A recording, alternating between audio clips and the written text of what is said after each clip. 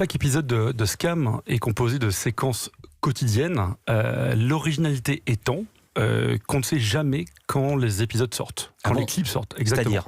L'idée, c'est que si par exemple la séquence se déroule à 10h12 à l'interclasse, la séquence est diffusée sur France TV Slash à l'interclasse. C'est-à-dire une série en temps réel. Exactement. Donc ils vont en boîte de nuit, vous diffusez à minuit et demi. Exactement. Mais- L'idée étant, ce qui est génial, c'est que quand il y a un rendez-vous qui est fixe, par exemple, on se retrouve à 19h, Ouais. on peut être sûr que nos fans, nos spectateurs vont se connecter en attendant impatiemment le clip de la soirée. D'accord. Mais rien ne dit qu'il arrivera à 19h. Il Et peut comment- arriver à 21h. Et comment ça se passe quand il y a une sortie de boîte à 4h30 bien éméchée? Vous diffusez vraiment Absolument. le dimanche matin à 4h30 du mat? Le premier épisode de la saison 5, le concept du tout premier clip était d'être diffusé à 23h59 le 31 décembre.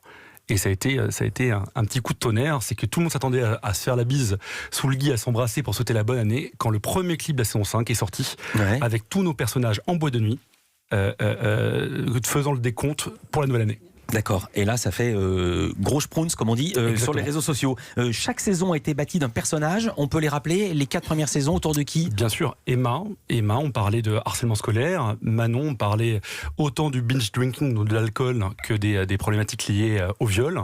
La troisième saison parlait de Lucas, qui découvrait sa sexualité via la rencontre d'un nouveau venu, Elliot. Et la quatrième saison parlait de la problématique de la foi en France aujourd'hui, à travers Iman, jeune fille noire, musulmane et voilée. Elle est elle-même en réalité musulmane. Absolument. C'est pas une comédienne qui joue la musulmane, c'est une musulmane qui est la musulmane. Absolument. Et vous avez beaucoup travaillé avec elle. Bien sûr. Dans quel sens, dans quelle mesure? Avant chaque saison, on essaye de coller au maximum avec les auteurs, menés par Nils Raoult, à la personnalité et au vécu de nos comédiens. Dans le cas de Iman, effectivement, nous avons vu Assa de longues heures pour discuter un petit peu de son propre vécu. L'idée étant de ne pas, bien sûr, parler de tous les musulmans de France, mais en tout cas de se rapprocher le plus possible de sa propre sensibilité.